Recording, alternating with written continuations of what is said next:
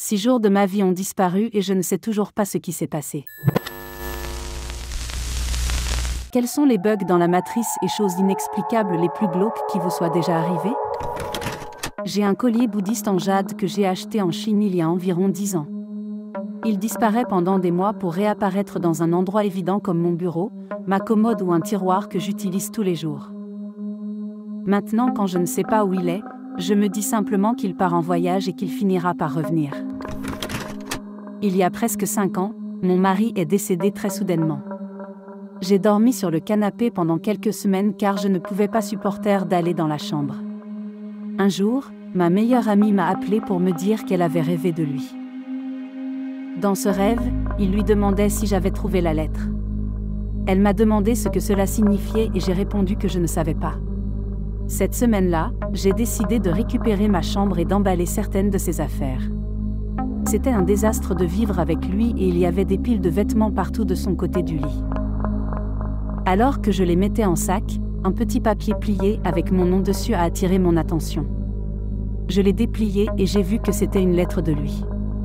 Elle avait été écrite spécialement pour que je la lise après sa mort et il s'y excusait de m'avoir laissé comme il l'avait fait. Sa mort n'était pas un suicide, c'était un homme de 28 ans en bonne santé et il est mort d'une manière que personne n'aurait pu prévoir. J'ai beaucoup d'autres histoires de choses qui se sont passées autour de moi depuis son décès. Chaque soir, je me couche environ 2 heures avant mon mari. Je me réveille toujours quand il entre dans la chambre. Une nuit, il jouait à la PS4 avec un ami et c'est plusieurs heures plus tard que je l'ai entendu se faufiler dans la chambre et ramper sur le sol pour pouvoir surgir et me faire peur. J'ai senti le sol trembler et je l'ai senti se cogner maladroitement contre le côté du lit dans l'obscurité. J'ai tendu la main et lui ai demandé de ne pas me faire peur, j'avais déjà assez peur et je l'ai supplié de prendre ma main et de venir au lit. Je ne pouvais rien voir dans la pièce, mais je savais qu'il était là et j'attendais qu'il se lève pour que je puisse me rendormir. C'est alors que je l'ai entendu parler à son ami dans l'autre pièce. J'étais figée. Je sais qu'il y a la paralysie du sommeil ou le rêve lucide ou quelque chose qui explique cela, mais j'aurais juré sur la vie de mon fils que quelqu'un avait rampé sur le sol et s'était cogné contre le lit. J'étais en vacances dans le sud chez un ami, nous marchions sur la plage par une journée parfaitement ensoleillée quand soudain, tout est devenu noir pendant quelques secondes. Comme si le soleil avait totalement disparu. J'ai trouvé ça bizarre, mais je me suis dit que mes yeux me jouaient sûrement des tours, jusqu'à ce que mon pote me regarde en panique et me dise « Toi aussi t'as vu ça ?» J'ai un stylo qui m'a été offert par mon ex-femme quand on était plus jeune. C'est un stylo personnalisé avec mes initiales et je n'ai jamais vu un autre pareil. Je le porte toujours dans ma poche car je l'utilise toujours au travail. Un jour, je mets ma main dans ma poche pour récupérer mon stylo et il y en avait 2 à la place. 2 stylos exactement pareils avec mes initiales, même motif, même couleur. Je travaille seule et n'interagis avec personne. Je ne sais donc pas comment ça a pu arriver. Je n'ai plus contact avec mon ex-femme depuis des années. Quand j'ai voulu raconter ça à mes potes, le 2e stylo avait soudainement disparu. Quand je jouais au baseball quand j'étais enfant, ils distribuaient les trophées à la fin de la saison. Ils appelaient les noms des enfants pour qu'ils montent sur scène et aillent chercher leurs trophées. Il se trouve qu'il y avait un enfant qui portait le même nom que moi. Nous nous sommes rencontrés après la cérémonie parce que c'était bizarre puisque notre nom de famille n'est pas très courant. Nous avions le même anniversaire et tout. Nous nous ressemblions, nos 2 pères s'appelaient Jean et nos 2 sœurs s'appelaient Lily. Enfant, je trouvais ça cool. En tant qu'adulte, je trouve ça cool et aussi dérangeant. Je me souviens que j'étais assez jeune, 9 ou 10 ans, et que j'étais sur le parking d'un bar en Angleterre. Je me souviens avoir vu une fille ado à la fenêtre d'une maison qui regardait le parking. Elle m'a fait signe et j'ai eu l'impression de la connaître d'une certaine manière. Mes parents m'ont demandé à qui je faisais signe et j'ai répondu qu'il y avait une dame à la fenêtre, là-bas. Je n'y ai pas prêté attention. 10 ans plus tard, j'étais dans la nouvelle maison de ma grand-mère. Je me souviens être entrée dans sa chambre et être allée à la fenêtre. J'ai alors réalisé que j'étais dans la maison et que je regardais le même parking où j'ai fait signe à une dame il y a 10 ans. Puis une fille d'environ 9 ou 10 ans qui se trouvait sur le parking m'a fait signe. J'avais l'impression de la connaître. À l'université, j'ai suivi un cours de journalisme. Un des devoirs était d'écrire la nécrologie d'un de mes grands-parents. Le professeur nous a dit d'écrire sur un grand-parent décédé, mais si tous nos grands-parents étaient encore en vie, nous devions en choisir un. Dans mon cas, mes grands-parents étaient tous encore en vie. J'ai remis ce devoir à plus tard, jusqu'à la veille de sa remise, car je le trouvais vraiment morbide. J'ai appelé ma mère et lui ai demandé quelques informations biographiques sur mon grand-père maternel. Alors que nous parlions de la carrière de mon grand-père, ma mère n'arrivait pas à se souvenir du nom de l'une des entreprises où il avait travaillé. Elle m'a reproché d'avoir attendu la dernière minute pour rédiger le devoir parce qu'il était tard, il était 22h30. Elle m'a dit qu'elle allait appeler mon grand-père pour voir s'il était encore réveillé et s'il pourrait répondre à cette question. Lorsque ma mère a appelé, c'est ma grand-mère qui a répondu au téléphone, en panique. Ma grand-mère a expliqué frénétiquement que les ambulanciers venaient d'arriver et qu'ils pratiquaient un massage cardiaque sur mon grand-père parce qu'il avait cessé de respirer et avait perdu connaissance. Ma mère a pu rester au téléphone avec ma grand-mère jusqu'à ce qu'il emmène mon grand-père à l'hôpital, où il a été déclaré mort. Pendant que ma mère et moi parlions de la nécrologie de mon grand-père, il était en train de mourir. Sa mort était d'ailleurs tout à fait inattendue. Bien qu'il ait eu 80 ans, il était le plus sain de mes grands-parents à l'époque.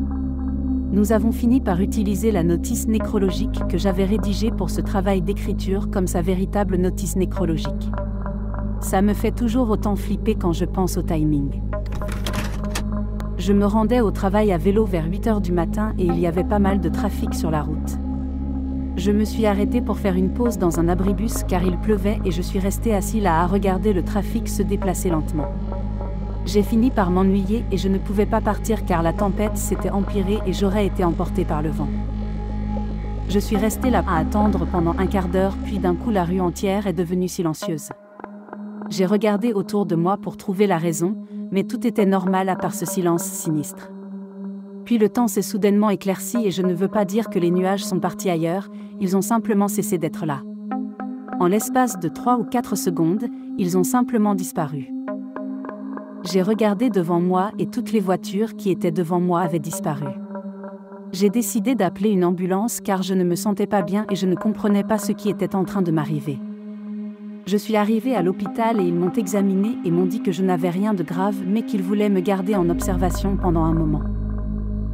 Je m'ennuyais terriblement là-bas, alors j'ai décidé de vérifier mon dossier et il indiquait qu'on était samedi. J'étais à l'arrêt de bus le lundi. 6 jours de ma vie ont disparu et je ne sais toujours pas ce qui s'est passé. Ce n'est pas arrivé à moi, mais à ma mère et à ma tante quand elles étaient plus jeunes, et à ce jour c'est la chose la plus effrayante que j'ai jamais entendue. Un jour, alors qu'elles avaient environ 16 ans, elles se sont retrouvées seules à la maison pendant quelques heures, alors que leur mère était sortie travailler. Je ne me souviens pas exactement laquelle d'entre elles l'a remarqué, mais l'une d'entre elles est entrée dans la cuisine et a été choquée de constater que la cuisinière avait été en quelque sorte ouverte par le haut. En gros, il y avait un trou énorme sur la cuisinière. Ma mère a décrit que c'était comme si quelqu'un avait poignardé le haut du four, l'avait entaillé, puis avait ouvert cette entaille avec ses mains. Toutes deux l'ont vu et lorsque j'ai demandé à ma tante de me raconter cette histoire, elle m'a donné la même description. De plus, il ne s'agissait certainement pas d'une hallucination visuelle, car elles jurent avoir passé leurs mains de l'intérieur, à travers ce trou. Elles jurent toutes les deux qu'elles étaient sobres à ce moment-là et je les crois car elles ont été élevées dans un environnement extrêmement religieux et il est donc impossible qu'elles aient été ivres ou défoncées. Lorsque ma grand-mère est rentrée à la maison, elles sont naturellement allées lui montrer l'entaille, pour constater qu'elle avait complètement disparu. La cuisinière était tout à fait normale et il n'y avait aucun signe de trou. Cette expérience est probablement la seule raison pour laquelle je ne suis pas complètement sceptique quant au surnaturel. J'ai eu d'autres expériences personnelles de ce genre, mais elles peuvent toutes être expliquées rationnellement d'une manière ou d'une autre et de façon tout à fait logique, mais cette histoire me dépasse. Un jour, je faisais un grand nettoyage chez moi et j'ai enlevé un tableau du mur du salon qui était là depuis longtemps, puis je l'ai rangé dans la cave. Quand je suis revenue dans le salon, il y avait exactement le même tableau que je venais de ranger accroché au mur. Je me suis dit que mon cerveau me jouait sûrement des tours, je suis donc allée vérifier dans la cave, et je le vois par terre exactement où je l'avais posé. J'ai maintenant 2 tableaux identiques dans la cave, mais je ne sais toujours pas pourquoi ni comment. C'est arrivé il y a plus de 20 ans, bien avant la sortie du film Matrix. C'était exactement comme la scène du « déjà vu », mais au lieu d'un chat, c'était une personne.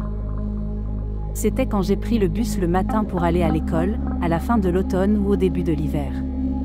Je prenais toujours le siège côté fenêtre parce que j'écoutais de la musique et que je devais cacher mon baladeur.